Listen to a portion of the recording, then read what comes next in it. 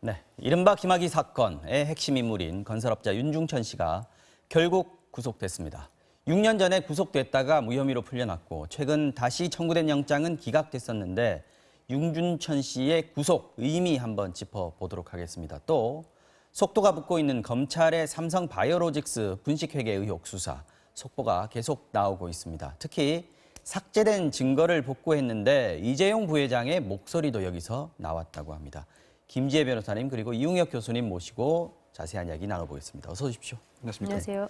자, 먼저 이 교수님, 네. 윤중천 씨, 김학의 사건의 이제 핵심 인물 아니겠습니까? 두 번째 영장이었는데 결국 구속이 됐어요. 네, 그렇습니다. 그 한 달간 그 보강 수사가 이루어진 것 같습니다. 지난 한 달 전에 청구를 했을 때는 마치 그 별건 수사의 의혹이 있는 것이 아니냐라고 판사가 그 봐서 사실은 이제 기각을 했지만 한 달 동안 새로운 증거를 확보한 것 같습니다.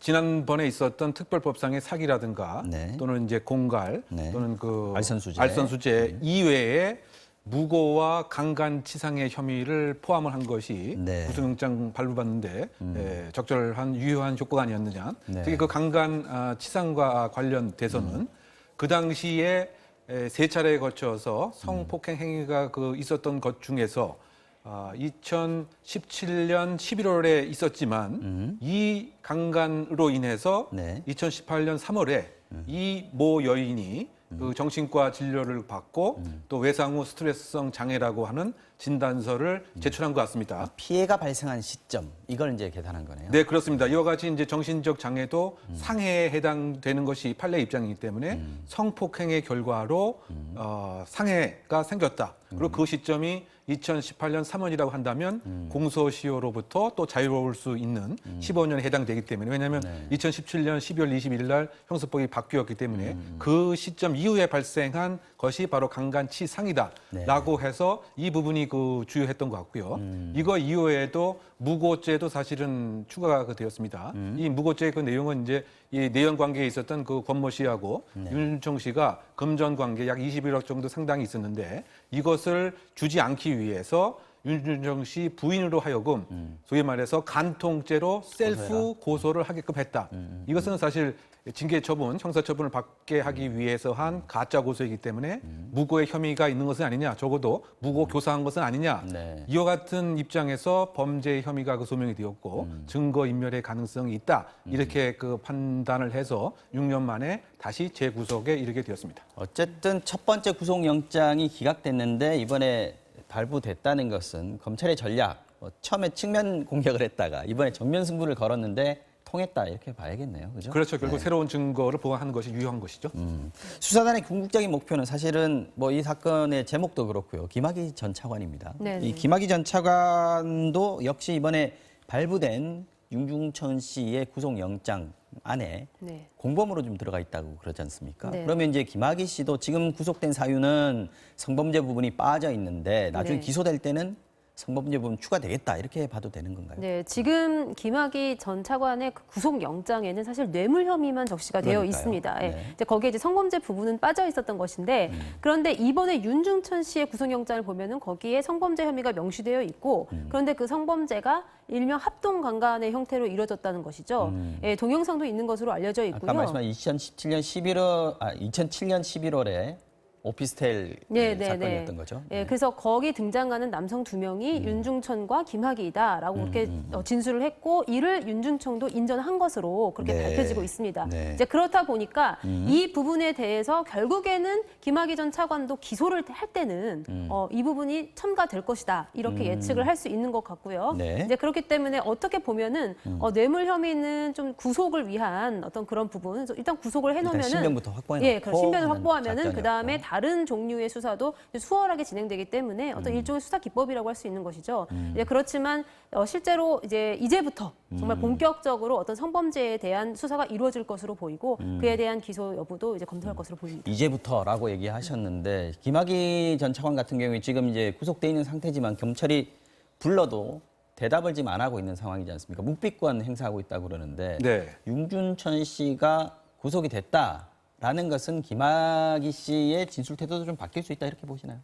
그래서 일정 부분 영향을 받긴 받겠지만 지금 그 큰 틀에서는 특별히 달라지지 않지 않겠는가 저는 그렇게 예상하는데요. 지금 전략은 지연 전략입니다. 즉 바꿔 얘기하면 검찰에 전혀 수사의 단서를 제공하지 않고 오히려 법정에서 승부를 보겠다. 바꿔 얘기하면 지금 일단 이야기를 시작하게 되면 그 논리에서부터 자신이 다 계속 변명과 해명을 해야 되는데 그렇다 본다면 그것은 본인에게 이익될 것이 없죠. 아무런 이야기를 하고 있지 않는 진술 거부권을 행사하는 것이 가장 득이다. 이 상태로 재판까지 가겠다. 그렇죠. 그리고 이제 나중에 재판이 시작되게 되면 소위 말해서 그 관련된 증거를 열람할 수가 있기 때문에 그 패를 보고서 내가 대응을 하는 것이 더 적절하지 않겠느냐.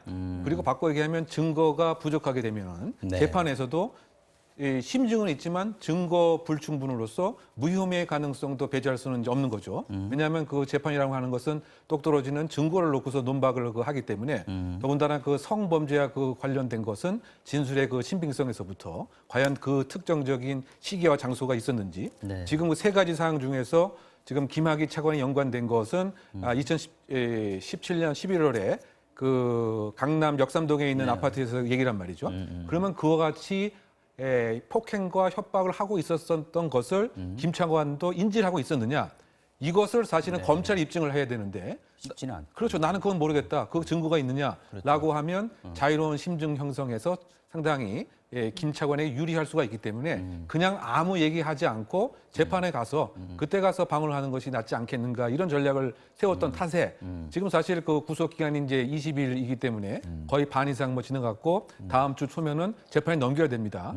그런 입장에서 계속 변호인하고 얘기가 필요하다. 또 나타나서도 한 2시간 정도 얘기하고 다시 나는 진술을 거부합니다, 검사님. 뭐 이렇게 조서에 적어놓은 것도 시간을 최대한 끌어보자라고 하는 전략이 아닌가 예상됩니다. 김 변호사님 보시기는 어떠세요? 지금 그 전에 검찰이 윤중천 씨, 김학의 씨 두 사람 대면 대질신문 뭐 한번 계획했다가 김학의 씨가 저 사람 모르는데 무슨 대질이냐 이렇게 해가지고 무산되지 않았습니까? 네네. 이제 지금 아는 것까지는 지금 인정을 한 것 같고. 네네. 근데 대질신문도 역시 이제 묵비권을 행사한다면 대질신문도 안 하는 가능성이 높은 거죠. 이제 그 대질신문도 거부하고 있다고 보면 되실 것 같고요. 네, 묵비권 행사가 지금 유리하다고 보십니까? 김학의 차관 입장에서. 근데 이게 또 재판 과정에서는 어떻게 바뀔지 그런 모르는 상황인데 그런데 만약에 이게 유죄로 인정이 될 경우를 가늠해 보면요. 묵비권을 행사하면서 계속해서 혐의를 부인한다? 그러면 결국은 반성을 하지 않는 태도. 이거 양형에 있어서는 굉장히 또 무거운 그런 구형과 또 선고가 내려질 가능성이 있습니다. 이제 그렇기 때문에 이거 이제 일종의 본인의 선택인데 정말 끝까지 부인을 하고 무죄를 받거나 아니면 아주 무거운 유죄를 받거나 이거에 대해 선택의 기로에 있다고 아예 무죄 보입니다. 또는 유죄를 받게 되면 이때까지 굉장히 했던 게 중요히 있기 되는 때문에 거죠. 중요한 가중처벌이 될 수 있다는 거죠. 그런 상황인 것 같고요.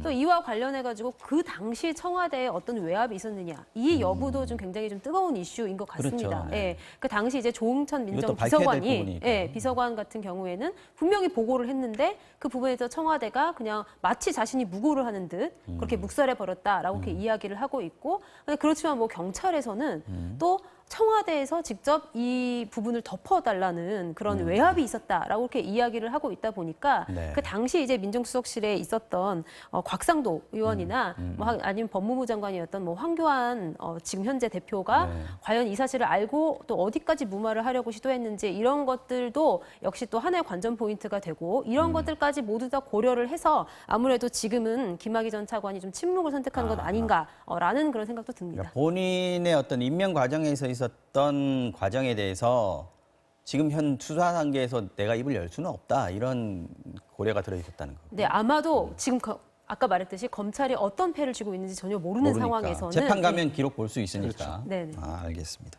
자, 삼성 바이오로직스 분식 회계 의혹 수사도 급물살을 타고 있습니다.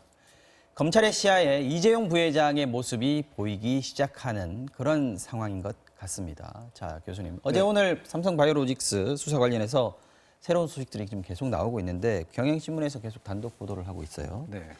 검찰이 삭제된 파일이 있었다라는 보도가 나왔었고 바이오 얼피스에서요. 근데 그 삭제된 파일을 복원했다라는 기사가 났습니다. 근데 그 복원한 데서 이재용 부회장의 목소리가 나왔다는 거예요. 지금 그러다 보니까 지금 삼성 측에서 그 소위 말해서 불필요한 유죄의 심증에 형성을 하는 것은 부당하고 따라서 언론 등에서도 조금 명밀하게 보도를 정확하게 해달라 이런 강력한 입장을 오전에 낸 것 같습니다. 어쨌든 간에 그 얘기는 이제 뭐냐면 삼성바이오하고 에피스의 그 양상무의 여러 가지 그 자료에서 소위 부회장이라고 하는 폴더 명이 들어간 것만 네. 골라서 2,100개 정도의 파일을 삭제했고, 꽤 많군요. 그리고 이제 관련된 이메일도 역시 그 삭제를 했고요. 네. 심지어 그 임직원의 휴대폰 30여 대에 있어서 여러 가지 자료를 외부에 외출하는 것까지 다 통제를 했다. 그런데 다 삭제를 했지만 지금 그 검찰이 네. 그중에 그 일부 내용을 디지털 포렌식을 통해서 복구를 했는데 네. 그게 이제 그 음성 녹취 내용이 있었다고 하는 내용입니다. 즉 바꿔 얘기하면 이제 이재용 부회장의 목소리로 보이는 내용과 삼성바이오 에피스의 임직원 간의 네. 대화가 오간 내용이 있었는데 그것으로 그 추정컨대 좀 이재용 부회장이 그 바이오에 대한 많은 관심을 갖고 있고 네. 따라서 지금 문제가 되고 있는 관련 증거 인멸을 이미 다 알고 있는 상태에서 보고를 받고 지시를 한 결정적인 스모킹 건이 아니냐 그러게요. 이런 취지의 지금 그 보도의 그 내용인 것 같고요. 이제 그러다 보니까 이재용 부회장에 대한 소환이 임박한 것은 아니냐라고 하는 뭐 추측에 관한 얘기도 나오고 있는 상황으로 이어갈 수 있습니다.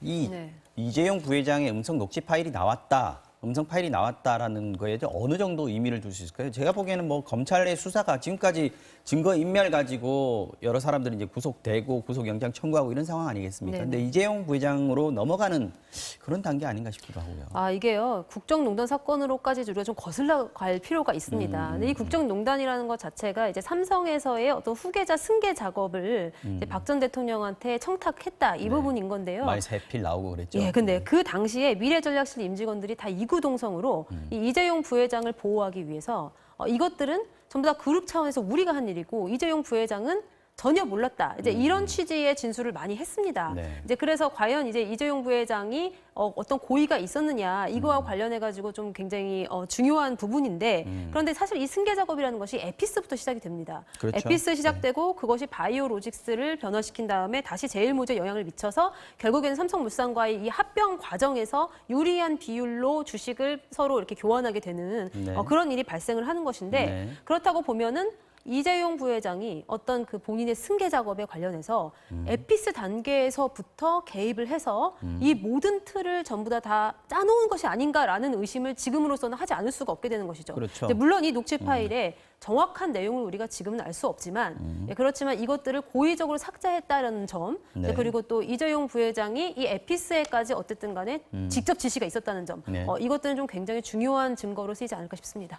지금 검찰이 어저께 바이오로직스의 김태한 대표 지난번에 소환을 했었는데 이제 영장 청구를 했습니다. 네네. 그리고 두 사람이 더 청구한 사람들이 있는데 이 사람들은 삼성전자의 사장급 임원들이에요. 예. 이제 그렇기 때문에 이제 에피스, 바이오로직스, 제일모직으로 이어지는 이 어떤 그 주가 조작의 라인. 예, 그렇죠. 이 회계장 분식 회계의 이 과정을 삼성전자에서 관여를 했다라는 것 자체가 굉장히 좀 이례적인 것이죠. 삼성전자와 제일모직은 엄연히 다른 회사인데요. 네. 이제 그렇지만 삼성전자는 사실 삼성그룹이라는 일가를 통할하고 있는 예전에는 미래전략실, 지금은 사업지원 TF라는 형태로 네. 어떤 그 그룹 총수를 보좌하는 그런 집단이 있는 것이고요. 그래서 바로 그곳에서부터 이런 작업들이 에피스 작업이 이루어졌다라고 하면 이것이 이제 결과적으로는 삼성그룹 전체의 오너라고 볼 수 있는 뭐 이건희 회장이나 그다음에 이재용 부회장의 뜻이 아니겠느냐라는 점을 조금 더 우리가 짐작할 수 있는 그런 대목이 아닌가 싶습니다.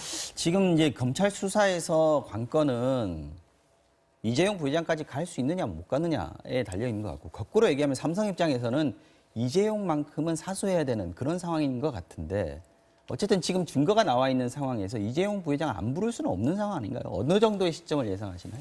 결국은 이제 그 녹취 내용의 구체적인 컨텐츠가 이제 뭐냐. 바꿔 얘기하면 이 콜옵션을 이미 알고 있는 분식 회계의 정황도 다 알고 있고 이것에 있어서 포함하지 않은 상태에서 공시를 하라. 이런 것을 뭐 승인하고 만약에 적극적으로 지시했다고 한다면 그렇죠. 이건 이제 증거인멸 교사의 정황이 아주 뚜렷하게 되는 것이죠. 근데 여기서 문제는 증거인멸 교사 요 부분이 아니고 그렇죠. 이것이 지금 우리가 이야기를 나눈 것처럼 삼위일체처럼 연결이 되어 있다고 하는 점이죠. 그 첫째가 결국은 이제 경영권 승계라고 하는 커다란 구도. 네. 그리고 그 안에서 분식 회계를 통해서 결국은 이제 삼성 바이오 에피스의 소위 콜 옵션을 공시를 해야 됨에도 불구하고 예를 들면 하지 않음으로써 채무 자체 액수를 줄이게 되면 결국은 삼성물산과 제일모직 합병의 그 값어치가 이제 올라가기 때문에 이것이 이제 두 번째 덩어리라 한다면 이것을 하기 위해서 결국은 증거인멸을 했다.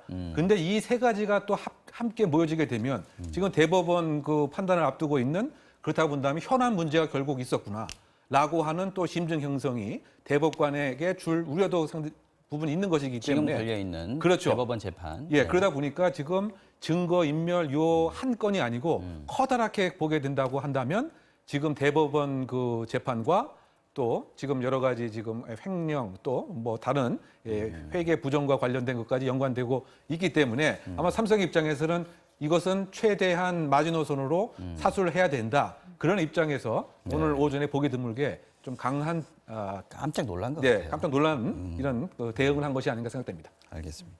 삼성 바이오로직스가 사실 지난번에 금융감독원에서 금융위원회에서 발표하고 나서 네. 잠시 정지가 됐다가 결국 상패는 안 됐단 말이죠. 네. 그런데 이 수사가 예를 들어서 검찰 수사 결과로 또는 재판의 결과로 네. 바이오로직스의 분식회계가 인정이 된다라고 했을 경우에 이거 상패되는 겁니까? 앞으로 어떻게 되나요? 근데 정말 수많은 개미 투자자들이 큰 손해를 봤습니다. 이제 진짜 삼성그룹에서 경영하는 어떤 바이오 기업이라고 해가지고 굉장히 믿고 주식을 샀던 투자자들도 굉장히 많은 손해를 봤고, 그런데 이제 보면은 이 과정에서 무슨 에버랜드에 있는 동물들을 이용한 바이오 신산업이 있다라고 하면서 또 굉장히 뭐 에피스의 기업 가치를 막 부풀려 놓은 이 사실이 드러났는데, 알고 보니까 이런 신산업이라는 것들은 실체가 없는 거더라. 근데 이렇게 치면은 우리가 그냥 삼성그룹이라는 기업 그냥 전반에 관해서 굉장히 우리가 정말 신뢰할 수 있는 기업이 맞는지, 우리가 아는 대로 정말 세계적인 글로벌한 그런 대기업이 맞는지에 대한 의심을 품지 않을 수 없고요. 이제 그에 따른 어떤 국제적인 삼성그룹의 신용 하락 이런 것들까지도 충분히 예측해 볼 수 있는 상황이라고 생각됩니다. 알겠습니다. 여기까지 듣고요. 다음 이슈 보겠습니다.